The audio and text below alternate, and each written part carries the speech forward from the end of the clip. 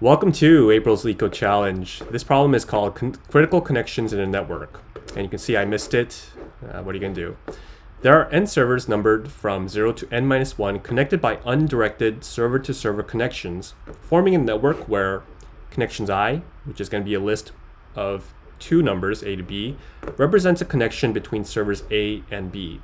Now, any server can reach any other server directly or indirectly through the network. So what that means is our graph is completely connected.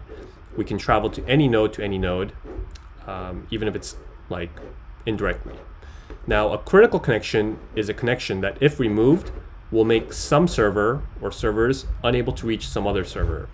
So return all critical connections in a network in any order. So we have this graph that's connected.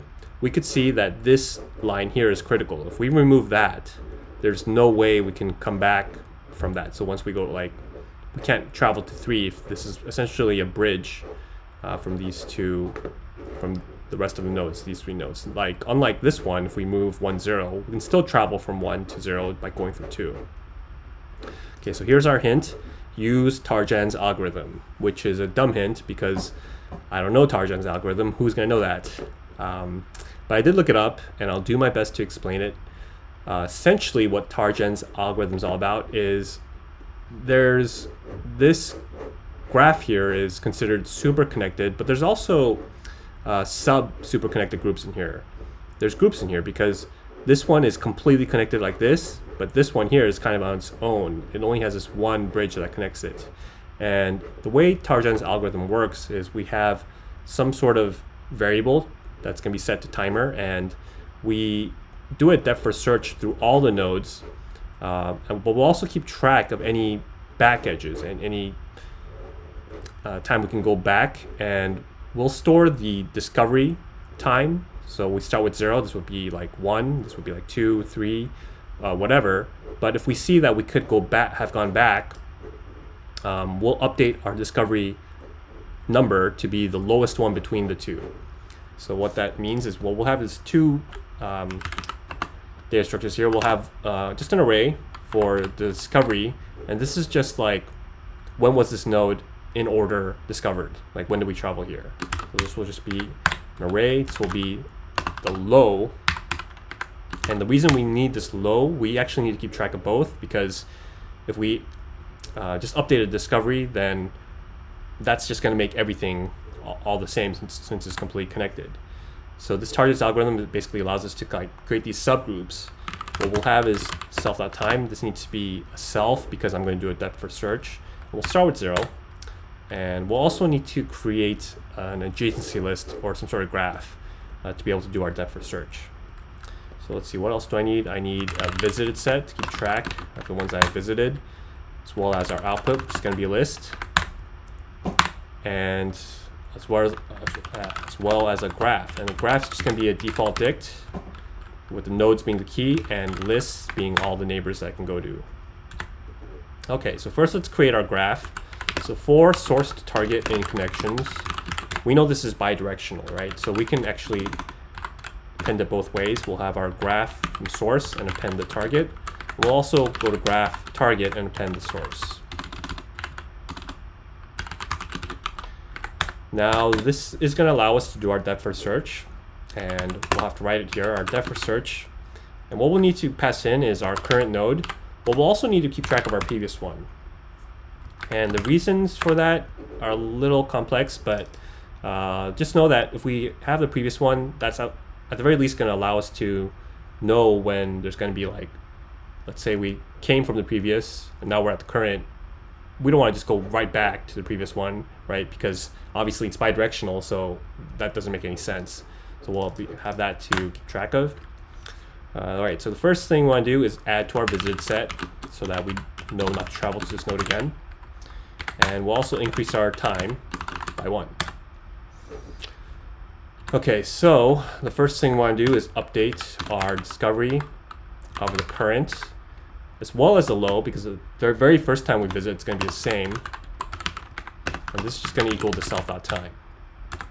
Now to do our depth first search, we'll say for, let's call it next in graph current, we're gonna have to write a couple things here.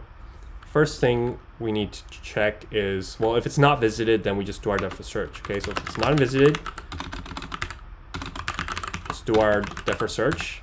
But we'll also need to update our low in case the next lows were lower. So let's see, if next not in visited, what we'll do is get the depth of search of the next, and now the current is going to be the previous one. And we'll update our low cur to equal the minimum between the low cur and the low next. Because whatever that updates to, that's going to be there. Okay, so we also have one more thing we need to check. Well, if the next does not equal the previous, okay, so we accounting for, we're not going to go back and forth. When that happens, we actually want to update our cur to equal the minimum between low cur. And this time, we want to get the minimum between the discovery next. Okay, so now finally, if this is a bridge, how can we know that's a bridge? Well, essentially, like if this low next, if this is greater than the discovery of our cur, that means that once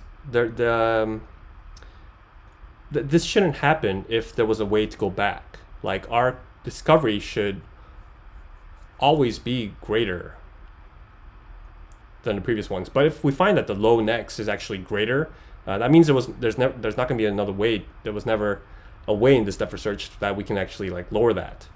So what that means is this is a bridge. So we'll append that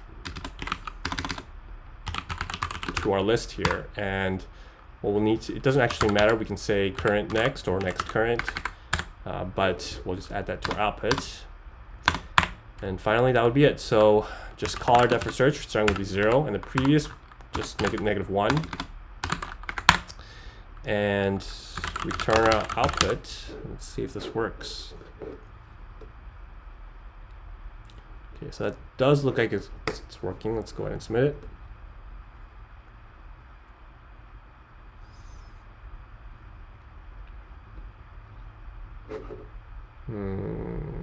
Oh, there we go, accepted. So time complexity wise, it's O of n because we travel to every node just once because of our visit set, but we do use O of n space because of all of these, visited, discovery, all sorts of stuff. So we do use extra space.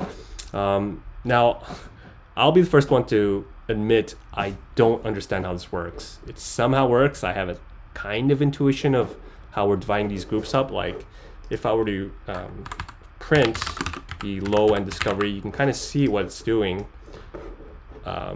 See, like this is the discovery, it's just going to be in order 1, 2, 3, 4. But you can see with this low, 0, 1, 2, 3 have all been initialized to the same group here, all ones. This one though, 4, it's kind of not been updated. And what that essentially means is like these 3 are a group, and this one is kind of its own group. So this connection here, once we remove it, that's a bridge, like because this is the only connection.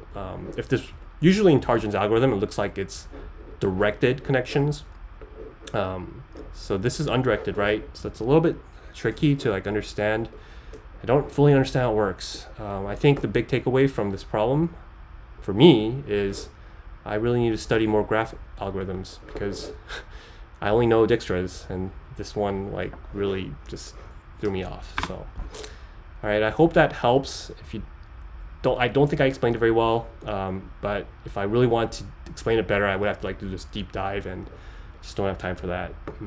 But I will come back to this one day, okay? Because I would like to understand it better.